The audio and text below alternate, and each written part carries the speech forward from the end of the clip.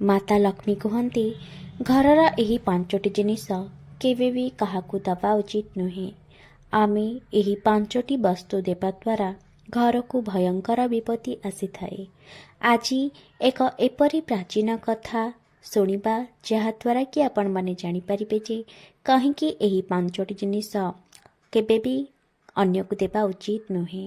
ଜୟ ଜଗନ୍ନାଥ। ପୁଣି ଥରେ ସ୍ୱାଗତ ଜଣାଉଛି ମୁଁ ମୋର ୟୁଟ୍ୟୁବ୍ ଚ୍ୟାନେଲ୍ ୟାଥ୍ ଷ୍ଟୋରିକୁ। ସାଙ୍ଗମାନେ, ମା ଲକ୍ଷ୍ମୀ କୁହନ୍ତି, ଯେଉଁ ସ୍ତ୍ରୀ ଏହି 5ଟି ଜିନିଷ ଦେଇଥାଏ, ମା ଲକ୍ଷ୍ମୀ ସେହି ଘର ଛାଡ଼ି ଚାଲିଯାଇଥାନ୍ତି। କଥାବସ୍ତୁଟିକୁ ପ୍ରଥମରୁ ଶେଷ ଯାଏଁ ଦେଖିବାକୁ ଅନୁରୋଧ। କଥାରେ ଅଛି, ଅଧା ଅଧୁରା ଜ୍ଞାନ ବିଷ ସମାନ ଘାତକ ହୋଇଥାଏ। ଯିଏ ବି ଏହି ସମ୍ପୂର୍ଣ୍ଣ କଥାକୁ ଶୁଣିଥାଏ, ଏହି ସମ୍ପୂର୍ଣ୍ଣ ବିଷୟଟିକୁ ଶୁଣିଥାଏ, ମା ଲକ୍ଷ୍ମୀ ସବୁବେଳେ ତାଙ୍କ ଘରେ ବାସ କରିଥାନ୍ତି। ତାଙ୍କ ଜୀବନକୁ ସୁଖ ଓ ସମୃଦ୍ଧିରେ ଭରି ଦେଇଥାନ୍ତି। ପୂର୍ବକାଳର କଥା, ମଧ୍ୟ ଦେଶରେ ଗୋଟିଏ ଅତି ସୁନ୍ଦର ନଗରଟିଏ ଥିଲା। ସେହି ନଗରୀରେ ସୁକନ୍ୟା ନାମରେ ଗୋଟିଏ କନ୍ୟା ତାର ଶାଶୁ ଶ୍ୱଶୁର ସ୍ୱାମୀଙ୍କ ସହ ରହୁଥିଲା। ସୁକନ୍ୟା ଜଣେ ପତିବ୍ରତା ନାରୀ ଥିଲା। ସେ ସର୍ବଦା ସତ୍ୟ ଧର୍ମର ପାଳନ କରୁଥିଲା ଏବଂ ଗୃହ କାର୍ଯ୍ୟରେ ମଧ୍ୟ ଅତି ନିପୁଣ ଥିଲା। ସୁକନ୍ୟା ବହୁତ ଦୟାଳୁ ସ୍ୱଭାବର ଥିଲା ଏବଂ ସେ ସମସ୍ତଙ୍କୁ ସାହାଯ୍ୟ କରୁଥିଲା। ସୁକନ୍ୟାର ସ୍ୱାମୀ ବୈଶ୍ୟ ଥିଲା।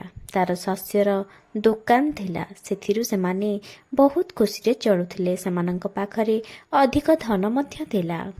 ସୁକନ୍ୟା ସବୁଦିନ ତାର ସ୍ୱାମୀ ଉଠିବା ପୂର୍ବରୁ ନିଜେ ଉଠିଯାଇ ଘର ଦ୍ୱାରକୁ ସଫାସୁତୁରା କରୁଥିଲା। ଘର ଅଗଣାରେ ରଙ୍ଗୋଲି ବନାଉଥିଲା। ସ୍ନାନ ସାରି ସବୁଦିନ ତୁଳସୀଙ୍କୁ ଜଳ ଅର୍ପଣ କରୁଥିଲା। ଦେବାଦେବତାଙ୍କ ପୂଜା କରୁଥିଲା। ସୁକନ୍ୟା ସବୁବେଳେ ସମସ୍ତଙ୍କ ସହିତ ସୁବ୍ୟବହାର କରୁଥିଲା ଏବଂ ମଧୁର ବାକ୍ୟ ସବୁବେଳେ କହୁଥିଲା। ସମସ୍ତେ ତାଙ୍କୁ କୁହନ୍ତି ଯେ ଇଏ ସାକ୍ଷାତ୍ ମା ଲକ୍ଷ୍ମୀଙ୍କର ରୂପ। ଥରେ ସୁକନ୍ୟାର ପଡ଼ୋଶୀ ତାର ଘରକୁ ଆସି କହିଲା, ଆଜି ମୋର ଘରକୁ ବହୁତ ଜଣ ଅତିଥି ଆସିଛନ୍ତି। ମୁଁ ସେମାନଙ୍କ ପାଇଁ ରୁଟି ତିଆରି କରୁଛି, କିନ୍ତୁ ମୋ ପାଖରେ ବେଲଣା ଓ ତାୱା ନାହିଁ। ସେଥିପାଇଁ ମୁଁ ତୁମ ପାଖକୁ ରୁଟି ବେଲଣା ଓ ତାୱା ମାଗିବା ପାଇଁ ଆସିଛି। ସୁକନ୍ୟା ଏହା ଶୁଣି ସାଙ୍ଗେ ସାଙ୍ଗେ ସୁକନ୍ୟା ତାର ଘରର ତାୱା ଓ ରୁଟି ବେଲଣା ଆଣି ସେ ପଡ଼ୋଶୀଙ୍କୁ ଦେଇଦେଲା।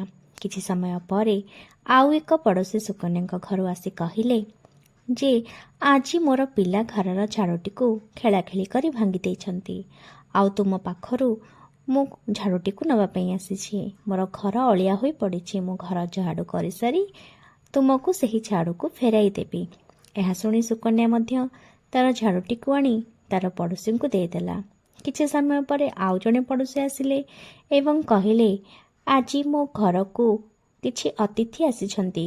ମୋ ଝିଅକୁ ଦେଖିବା ପାଇଁ ପୁଅ ଘରୁ ଲୋକ ଆସିଛନ୍ତି, କିନ୍ତୁ ମୋ ପାଖରେ କିଛି ଗହଣା ନାହିଁ, ଶାଢ଼ୀ ମଧ୍ୟ ନାହିଁ। ସେଥିପାଇଁ ମୁଁ ତୁମକୁ କିଛି ଗହଣା ଓ ବସ୍ତ୍ର ମାଗିବା ପାଇଁ ଆସିଛି।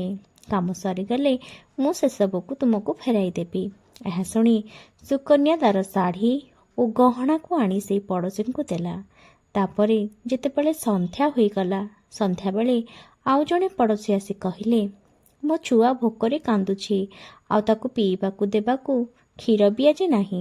ସେଥିପାଇଁ ମୁଁ ତୁମ ପାଖକୁ ଅଳ୍ପ କ୍ଷୀର ମାଗିବା ପାଇଁ ଆସିଛି। ସୁକନ୍ୟା ସାଙ୍ଗେ ସାଙ୍ଗେ କ୍ଷୀର ଆଣି ପଡ଼ୋଶୀଙ୍କୁ ଦେଇଦେଲା। ରାତିରେ ସୁକନ୍ୟାଙ୍କ ସ୍ୱାମୀ ଯେତେବେଳେ ଘରକୁ ଫେରିଲେ, ସୁକନ୍ୟା ତାଙ୍କୁ ପ୍ରଣାମ କଲେ ଓ ତା ସ୍ୱାମୀଙ୍କର ଖୁବ୍ ସେବା କରିଲେ। ରାତିରେ ଦୁହେଁ ଶୋଇପଡ଼ିଲେ। ଯେତେବେଳେ ସକାଳ ହେଲା, ସକାଳୁ ସକାଳୁ ଗୋଟେ ଲୋକ ଦୌଡ଼ି ଆସି ସୁକନ୍ୟାର ପତିଙ୍କୁ କହିଲା ଯେ ତୁମର ଦୋକାନ ଚୋରି ହୋଇଯାଇଛି, କିଛି ଜିନିଷ ନାହିଁ। ସୁକନ୍ୟାର ସ୍ୱାମୀ ସେସବୁକୁ ଶୁଣି ଦୌଡ଼ି ଯାଇ ଦେଖନ୍ତି ତ ତାଙ୍କ ଦୋକାନରେ ସବୁ ଜିନିଷ ଚୋରି ହୋଇଯାଇଛି। ସେଥିରେ ଥିବା ସବୁ ପଇସା ମଧ୍ୟ ଚୋରି ହୋଇଯାଇଛି। ସେ ଦୁଃଖରେ ଘରକୁ ଫେରିଲେ। ଘରକୁ ଆସି ସୁକନ୍ୟାକୁ ସବୁ କଥା କହିଲେ, କିନ୍ତୁ ସୁକନ୍ୟା କହିଲେ ଯେ କିଛି ଚିନ୍ତା କରିବା ଦରକାର ନାହିଁ। ଏବେ ବି ଆମ ପାଖରେ ବହୁତ ଧନ ଅଛି, ଯାହାକୁ ନେଇ ପୁଣି ଥରେ ତୁମେ ଦୋକାନ କରିପାରିବ।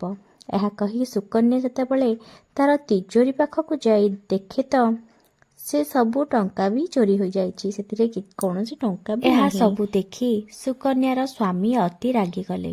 ସୁକନ୍ୟା ତାଙ୍କୁ ସାନ୍ତ୍ୱନା ଦେଇ କହିଲା ଯେ ଆଉ ଏକ ଉପାୟ ରହିଛି। ଏହାକୁ କହି ସୁକନ୍ୟା ଯେଉଁ ଗହଣା ସ୍ତ୍ରୀ ଲୋକଟିକୁ ଦେଇଥିଲେ ତାଙ୍କ ପଡ଼ୋଶୀଙ୍କୁ ଦେଇଥିଲେ ତାଙ୍କ ପାଖକୁ ଚାଲିଗଲେ। କିନ୍ତୁ ସେଠାକୁ ଯାଇ ଦେଖନ୍ତି ତ ସେଠାରେ ସେହି ସ୍ତ୍ରୀ ଲୋକ ଜଣକ ନାହାନ୍ତି। ଘର ତାଲା ପଡ଼ିଛି। ଏବଂ ଘରକୁ ଫେରି ସୁକନ୍ୟା ତାଙ୍କ ସ୍ୱାମୀଙ୍କୁ ସବୁ କହିଲେ। ଏହା ସବୁ ଶୁଣି ସୁକନ୍ୟାଙ୍କ ସ୍ୱାମୀ ଅତି ରାଗିଯାଇ ସୁକନ୍ୟାଙ୍କୁ ଘରୁ ବାହାର କରିଦେଲେ। ସୁକନ୍ୟା ଯେତେ ଅନୁରୋଧ କରିଲେ ବି ସୁକନ୍ୟାଙ୍କର କୌଣସି କଥା ତାଙ୍କ ସ୍ୱାମୀ ଶୁଣିଲେ ନାହିଁ। ସୁକନ୍ୟା ସେଠାରୁ କାନ୍ଦି କାନ୍ଦି ଚାଲି ଆସିଲେ। ବାଟରେ ଯେତେବେଳେ ମା ଲକ୍ଷ୍ମୀଙ୍କ ମନ୍ଦିରଟିଏ ପଡ଼ିଲା, ସେ ମାଙ୍କ ପାଖକୁ ଯାଇ ପ୍ରାର୍ଥନା କଲା, ହେ ମା, ମୁଁ ଏମିତି କ'ଣ ପାପ କଲି ଯେ ମୋର ଏହି ଦଶା ହେଲା? ମୁଁ ତ ନିତ୍ୟ ତୁମକୁ ପୂଜା କରେ, ପୁଣି ତୁମେ ମୋ ଘର ଛାଡ଼ି କାହିଁକି ଚାଲି ଆସିଲ? ଏହା ସବୁ କହି ସୁକନ୍ୟା ମନେ ମନେ ଭାବିଲା ଯେ ଯଦି ମୋ ସ୍ୱାମୀ ମୋତେ ସ୍ୱୀକାର କରିବେ ନାହିଁ ତେବେ ମୁଁ ବଞ୍ଚିବି କ'ଣ ପାଇଁ? ଏହା କହି ସୁକନ୍ୟା ଗୋଟିଏ ବଡ଼ ନଦୀ ପାଖକୁ ଗଲା। ନଦୀ ପାଖକୁ ଯାଇ ମା ଲକ୍ଷ୍ମୀଙ୍କୁ ପ୍ରାର୍ଥନା କଲା, ହେ ମା ଲକ୍ଷ୍ମୀ, ଯଦି ମୋ ପୂଜାରେ କିଛି କମି ରହିଯାଇଛି ମୋତେ କ୍ଷମା କରିଦିଅ। ମୁଁ ମୋ ସ୍ୱାମୀଙ୍କ ବିନା ଜୀବନ ରଖିପାରିବି ନାହିଁ। ସେଥିପାଇଁ ମୁଁ ଏଇ ନଦୀକୁ ଡେଇଁ ଆତ୍ମହତ୍ୟା କରିବାକୁ ଯାଉଛି।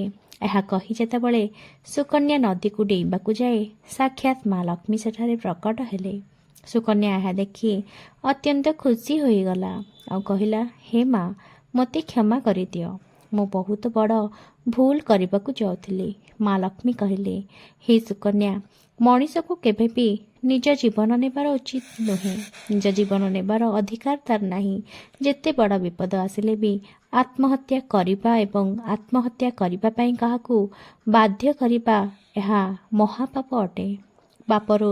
ଏହି ପାପରୁ ମୁକ୍ତି କେବଳ ନର୍କରେ ଯାଇ କଠୋର ଦଣ୍ଡ ପାଇ ହିଁ ମିଳିଥାଏ। ମା ଲକ୍ଷ୍ମୀ କହିଲେ, ତୁମେ ଅଜାଣତରେ କିଛି ଏପରି ଜିନିଷ ଦାନ କରିଦେଇଥିଲ ଯାହାଦ୍ୱାରା ମୋତେ ତୁମର ଘର ଛାଡ଼ି ଆସିବାକୁ ପଡ଼ିଲା। ଯେଉଁ ସ୍ତ୍ରୀ ନିଜ ଘରର ଏହି 5ଟି ଜିନିଷ ଅନ୍ୟକୁ ଦେଇଥାଏ, ମୁଁ ସେଠାରେ ବାସ କରେ ନାହିଁ। ମୁଁ ସେ ବସ୍ତୁ ସଙ୍ଗେ ହିଁ ସେ ଘର ଛାଡ଼ି ଚାଲିଯାଏ। ମାତା ଲକ୍ଷ୍ମୀ ସୁକନ୍ୟାକୁ କହିଲେ, ତୁମର ପ୍ରଥମ ଭୁଲ ହେଉଛି ତୁମେ ତୁମର ରୁଟି ବେଲଣା ଓ ତାୱା ଦାନ କରିଲ। ରୋଷେଇ ଘରେ ଏହି ବସ୍ତୁଗୁଡ଼ିକର ଅଧିକ ମହତ୍ତ୍ୱ ରହିଛି। କୌଣସି ସ୍ତ୍ରୀ ଏହାକୁ ଅନ୍ୟକୁ ଦେବା ଉଚିତ ନୁହେଁ। ଏହି ବସ୍ତୁ ସାହାଯ୍ୟରେ ଘରର ଠାକୁରଙ୍କ ପାଇଁ ଭୋଗ ପ୍ରସ୍ତୁତ ହୋଇଥାଏ। ଏହା ଅନ୍ୟକୁ ଦେବା ଦ୍ୱାରା ଏହା ଅପବିତ୍ର ହୋଇଥାଏ। ଦ୍ୱିତୀୟରେ, ତୁମେ ତୁମର ଘରର ଝାଡ଼ୁ ଅନ୍ୟକୁ ଦେଇଥିଲ, ଯେଉଁଥିରେ ମୋର ସବୁବେଳେ ବାସ ହୋଇଥାଏ। ଯେଉଁ ବସ୍ତୁ ମୋର ଅଧିକ ପ୍ରିୟ ହୋଇଥାଏ, ତୁମେ ତାକୁ ଅନ୍ୟକୁ ଦେଇଦେଲ। ଝାଡ଼ୁ ଉପରେ କେବେ ବି ବାହାର ଲୋକଙ୍କ ଦୃଷ୍ଟି ପଡ଼ିବା ଉଚିତ ନୁହେଁ। ଘରର ଝାଡ଼ୁ ସର୍ବଦା ଲୁଚେଇକି ରଖିବା ଉଚିତ। ଏହା ଏକ ପବିତ୍ର ବସ୍ତୁ ଅଟେ। ଏଥିରେ ପାଦ ଲଗାଇବା ଉଚିତ ନୁହେଁ। ବାହାରର ଅଳିଆ ମଧ୍ୟ ସଫା କରିବା ଉଚିତ ନୁହେଁ। ଘରର ଝାଡ଼ୁ ଏକ ସ୍ୱତନ୍ତ୍ର ରହିବା ଉଚିତ। ସନ୍ଧ୍ୟା ସମୟରେ ଲୁଣ, ଅଟା, କ୍ଷୀର, ଦହି ଏସବୁ ଦେବା ଉଚିତ ନୁହେଁ। ନିଜର ଆଭୂଷଣ ଅନ୍ୟକୁ ଦେବା ଦ୍ୱାରା ଦରିଦ୍ରତା ଘରକୁ ଆସିଥାଏ। ଜଣେ ସ୍ତ୍ରୀ ନିଜର ଆଭୂଷଣ ଅନ୍ୟକୁ ଦେବା ଉଚିତ ନୁହେଁ। ଏହା କଲେ ଘରେ ସବୁବେଳେ ସ୍ୱାମୀ ସ୍ତ୍ରୀଙ୍କ ଭିତରେ ଝଗଡ଼ା ଲାଗି ରହିଥାଏ। ଆଉ ଏକ ଭୁଲ ମଧ୍ୟ ସୁକନ୍ୟା ଦ୍ୱାରା ହୋଇଥିଲା, ଯାହାକି ସକାଳୁ କ୍ଷୀର ଦାନ କରିଥିଲେ। କ୍ଷୀର ବିକ୍ରି କରିବା ଅଲଗା କଥା ଏବଂ ଦାନ କରିବା ଅଲଗା କଥା। ସକାଳୁ ସକାଳୁ କ୍ଷୀର ଦାନ କରି ଏସବୁ ଦରିଦ୍ରତାକୁ ସ୍ୱାଗତ କରିଥିଲା ବୋଲି କହିଥିଲେ ମାତା ଲକ୍ଷ୍ମୀ। ତେଣୁ ଏହି 5ଟି ଜିନିଷକୁ କେବେ ବି କାହାକୁ ଦେବା ଉଚିତ ନୁହେଁ। ଏହା କରିଲେ ଘରକୁ ସବୁବେଳେ ଦରିଦ୍ରତା ହିଁ ଆସିଥାଏ। ଆଶା କରେ ବିଷୟବସ୍ତୁଟି ଆପଣମାନଙ୍କୁ ନିଶ୍ଚିତ ଭାବରେ ଭଲ ଲାଗିଥିବ। ଯଦି ଭଲ ଲାଗିଥାଏ ଗୋଟିଏ ଲାଇକ୍ କରନ୍ତୁ, ସେୟାର କରନ୍ତୁ ନିଜର ପ୍ରିୟଜନମାନଙ୍କୁ ଆଉ ସବସ୍କ୍ରାଇବ୍ କରିଦିଅନ୍ତୁ। ତା ସହିତ ବେଲ୍ ଆଇକନ୍ ଉପରେ ପ୍ରେସ୍ କରିଦିଅନ୍ତୁ, ଯାହାଦ୍ୱାରା ମୁଁ ଯେଉଁ ନେକ୍ସଟ ଭିଡ଼ିଓ ଅପଲୋଡ଼ କରିବି ସେଟା ଆପଣମାନେ ପାଇପାରିବେ। ରହିଲି, ନମସ୍କାର।